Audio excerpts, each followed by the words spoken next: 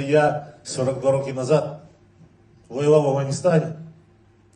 Мій найкращий друг загинув.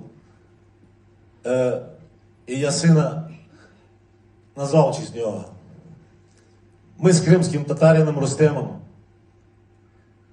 5 кілометрів несли на себе за тиждень до дембеля вбитого українця Ігоря Сергієнка.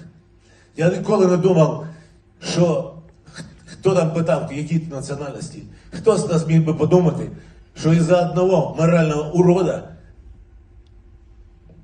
русські прийдуть на українців. І тепер сотнями тисяч українців вся земля покрита кров'ю. Але я вірю в те, що я сказав. Я вірю, що ми знаємо, що це наша земля. І ми все одно переможемо. І я навіть, знаєте, коли мені стало важко 40 років хоронити друзей, я для себе філософію таку вибрав. Всі ті, хто загинули, там вони для мене живі.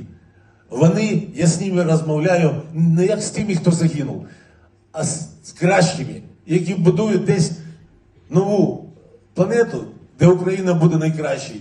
А ми ще до цього не доросли. Слава Україні!